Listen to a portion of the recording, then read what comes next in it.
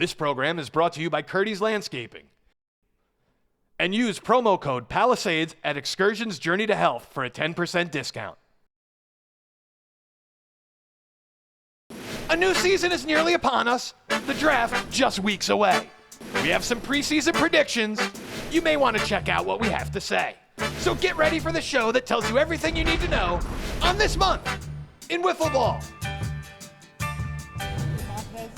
There hasn't been a repeat champ in the Palisades since the Blue Jays in 2010, and that streak may continue.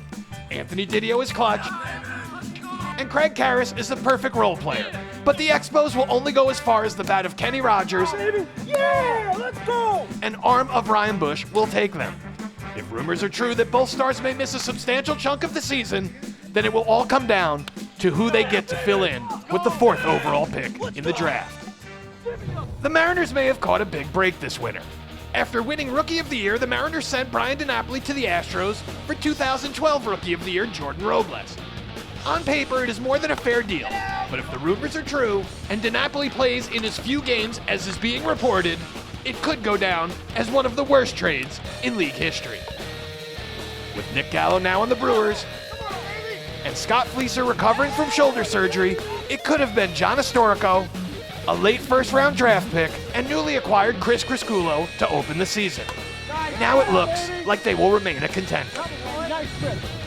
The Diamondbacks have been quiet during the offseason, and for good reason. After a 2016 draft where Garrett Torres selected his brother Devin Torres, his best friend Kenny Stengel, and pulled off a sweetheart of a deal for two-time MVP Rich Galad, they were already stacked. Last year they were able to go 16-6, so there's no reason to think they won't make the playoffs. But after just one win in 4 straight playoff appearances, the question is this the year the D-backs finally win a postseason series? Last year, the Dodgers missed the playoffs for just the 2nd time in franchise history because they couldn't get that big hit. That probably won't be the case this year. In a blockbuster deal, the Dodgers acquired back-to-back MVP and back-to-back Triple Crown winner Rob Whiffman Piervenanzi. It's a recipe for success, as Whiffman drove in 49 runs last year, and the league's top rotation of Johnny Costa and Tim Trineri allowed just 23 runs in 100 innings. For the first time in a long time, the Royals have a team that has all the makings of a contender for a playoff spot.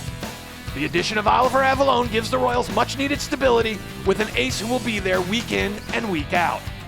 If late-season rookie call-up Ryan Patrone pans out, the Royals, with mainstays Freddie Gonzalez, Angel Martinez, Nick Martinez, and Eddie Martinez, may finally have enough talent to get to the next level. In what looked to be a rebuilding season, Jason Paraskevas put in the work, making deals for Nick Gallo and Joe Schaefer. The pair will bolster the Brewers' pitching rotation led by Dakota Kenny. Add in the 3rd overall pick in the draft, and they may be able to crawl their way out of the cellar, bringing back some respectability to the Brewers. The Astros topped off a 2016 train wreck with a complete meltdown during the offseason. It started with overpaying for draft picks, then sending Jordan Robles to the Mariners for Brian DiNapoli. The move ultimately led Matt Riegler to step down and for Bobby Daly to assume the role as owner. If Daly can get the team back on track, he would be a shoo-in for Owner of the Year. The Cardinals moving Oliver Avalone to the Royals had most teams scratching their heads. While it is no secret that Jimmy Cole, in return for Avalone, will improve their hitting, though they may not be the force they were on the carpet in 2016.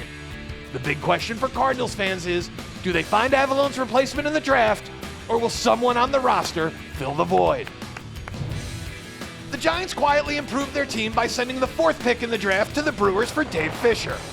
The often absent Fisher had little value to the Brewers, but he has a rapport with the Giants, and if there is chemistry, the Giants could go from 9-13 to a very dangerous team in 2017. The Padres had their hands tied. Whiffman was looking to move, and the Dodgers swooped in, sending the 1st overall pick in return.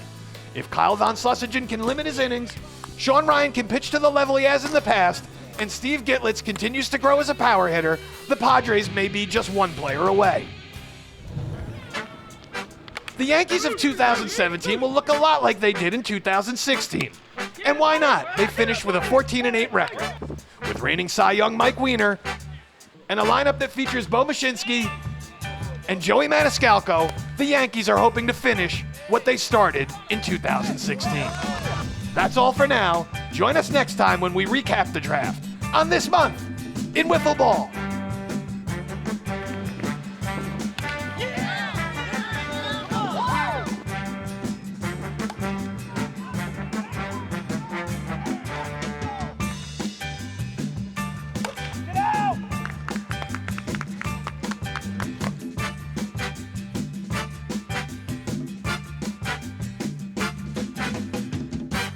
This program is brought to you by Curdy's Landscaping.